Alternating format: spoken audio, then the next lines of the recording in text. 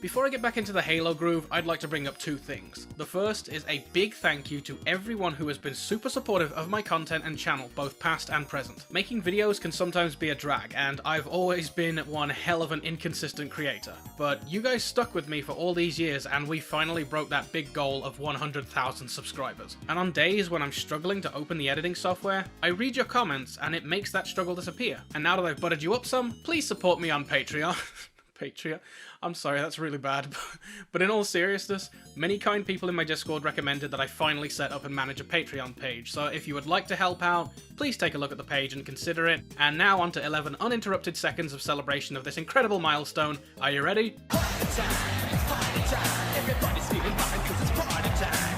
Party time, it's party time, everybody's feeling fine 'cause it's party time. Party time, party time. Alright, now that that's out of the way, let's get back to Halo. And I would like to start this off by saying a bit later on, I'm going to divulge some information about Halo 4 that you may or may not know. I will have no proof, no sources, or anything like that, and I am going strictly by the trust that you have in my word. So please take it with a grain of salt, but understand that my motive is not clickbait, or else my video title would be something more like this.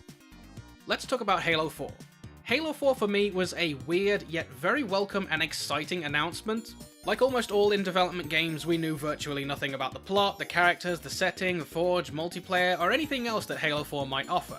It was a new day for Halo with a brand new development team. But putting focus back in the story, at the end of Halo 3 we had just about eliminated all the major antagonist roles in the franchise. Without the Prophet of Truth, the Covenant were left leaderless and splintered into a few problematic but far less lethal groups. The Flood were effectively neutered with the destruction of this particular gravemind, leaving them somewhat dormant for now. So, naturally, we needed a new enemy for Halo 4 that wasn't going to undermine everything that we had just accomplished by the end of Halo 3. 343 knew this and got to work on a new enemy faction that we would later come to know as the Prometheans. And on August 28, 2011 at Halo Fest, 343 premiered a brief look at what kind of visuals we could expect with the Halo 4 concept art glimpse. And then right at the end of the teaser we were given this creepy visual. As we later found out, this clip was showcasing the concept art of a Promethean Knight. You can see the full original image here for reference. Please take note of the features that you can see on the Knight, such as the fingers, the general shape, the thickness of the legs, the arms, etc., because it's very important. Clearly from the get-go, or towards the end of development, the Knight was destined to have that hunchback look with the tiny arms on the torso. It almost fits the general silhouette of the Knight that we see in the finished game, is what I'm saying. The only major key differences here would be that the early design seemingly had a single large eye with two smaller eyes and these creepy tentacle fingers. In my opinion, this is the kind of Knight that we should have seen in the final game rather than the design that 343 went with, but in the interest of fairness there may have been reasons behind the scenes for not using this particular design that we don't know of. But it's important for me to note to you guys that the primary motive for wishing that we had something more like this completely boils down to my opinion that this design feels far more Sentinel-like, it fits in a bit more with that Forerunner aesthetic, it looks more alien, and due to that single emotionless eye and those elongated fingers, this design seems a lot more creepy and dangerous. Whereas the final design gives the Knights a more cleaner and silly look, with the silly factor being there exclusively because of those really stupid looking grins. Even the Guardians have them, for crying out loud. I'm sorry, but that isn't threatening or even remotely as frightening as the concept of a lumbering hunk of metal with a single unforgiving soulless lens for an eye. The final Knights are a bit too polished for my liking. I feel like we should have kept something in between a Sentinel or an Enforcer, but I'm rambling at this point. Why bring this up? What is the point? Well, to draw your attention back to this image, and once again take note of the design. As I said earlier, this is important because it's the closest thing to credibility that I can get. Because now I'm going to talk about a design of the Promethean Knight that almost made it to the final cut, but was changed for, at least to me, unknown reasons. And because I'm a lover of punishment, I'm going to do it without offering any proof or sources because that's... Yeah, if you look online for Promethean concept, you'll find a few different pieces, but one that you might find is this image. This was a model that was originally slated as the Promethean Knight design.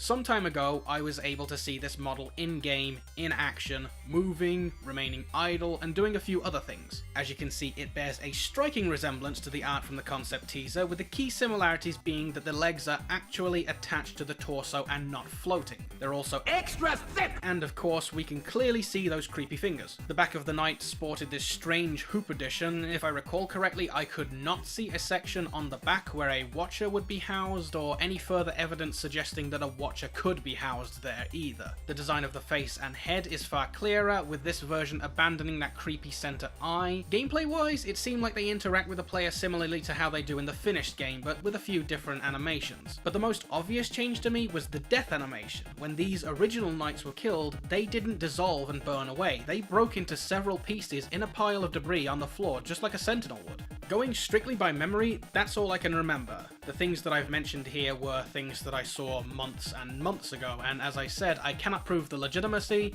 which is why I say take it with a grain of salt or trust my word. It's your choice entirely, and I respect it either way. But for the final time, no proof, no sources, no nothing, take it with a grain of salt, think critically, and all that good stuff. But I am curious if there are people out there who do trust my word. If you do, please let me know. If you don't, please let me know. There's no harm either way. With all that said and done, next year we will be going into Halo Infinite, a game that is seemingly refreshing the designs of many aspects in the Halo universe. For the Forerunner aesthetic, we're clearly going with a more classic-inspired design with a slight modern take, and if the Prometheans are returning, are we going to see them in this form, or will the ring have its own Promethean defenses? Infinite may not even have Promethean forces. 343 could very well make the excuse that because this is a ring, it could make use of local defenses and go with many Sentinel or other security-grade machines. But on the other hand, Infinite is hinted to take place on Installation 07, which was designed to house many flood research and containment stations. And since the digitized Prometheans were largely used to burn away flood infestations, it would make sense to encounter them on the ring at some stage. I would argue, however, that if there were Prometheans stationed there, a change in design could still occur under the excuse of them needing to be more lethal variants. The installation is basically a giant flood research facility, so it would make sense to get some tougher and more agile Prometheans.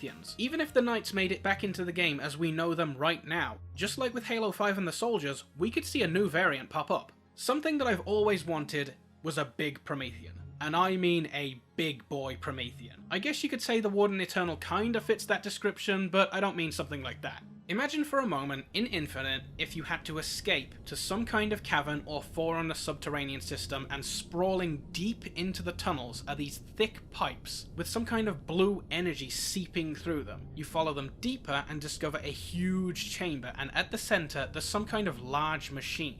Let's say for spook factor that it looks like this.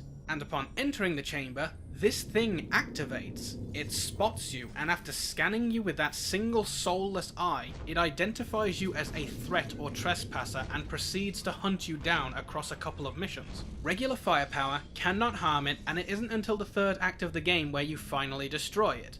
I like the idea of this hulking Forerunner monstrosity stalking the Chief throughout a few missions. Maybe even give us a stealth mission where your one and only means of fighting back has been taken away or is damaged, forcing you to use the environment around you to escape from it. I know it doesn't sound that exciting from a gameplay perspective, but there could be some real teamwork developing between the Chief and the pilot that illustrates that strategic brilliance that the Chief is capable of, rather than just another mission of big man gone pick up big banger and doing the rootin' tootin' shootin' till the enemy fall down dead. And if not that, just give us a Forerunner construct that is a considerable threat. One that doesn't speak and doesn't stop. Part of my issue with the Warden is that despite being portrayed excellently by his voice actor, he really has a problem with shutting up, and in my opinion that lessens his threat factor, especially because he has a clear identifiable face. Imagine this thing coming at you with heavy footsteps, a low mechanical growl or moan staring at you with that single eye in a darkened room.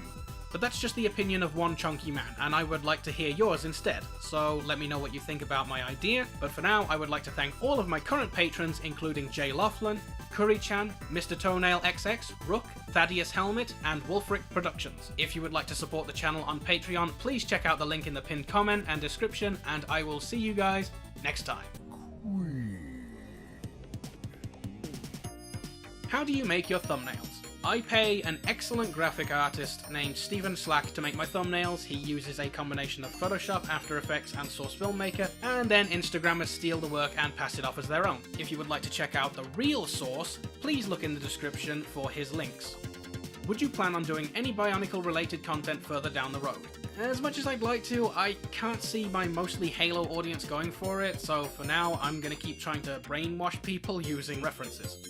I'm gonna take one for the sweaty brainlets and ask for your opinion on assassinations.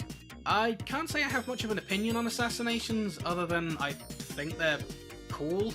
That's about it. Do you have a PO box that I could use to send you fan mail, and do you stream?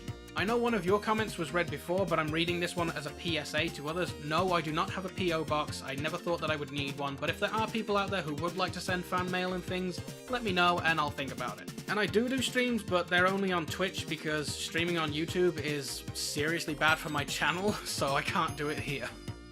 Will you be disappointed if Halo Infinite plays like Halo 4 and 5? Not exactly. I've become more accustomed to modern gameplay from other franchises and stuff like that. I still prefer the classic games, but if Infinite wanted to have a similar playstyle to Halo 4 and 5, all I would say is get rid of the thrusting, the ground pound, and the stuff like Spartan Charge. When they're gone, I will be a very happy boy. Now let's go!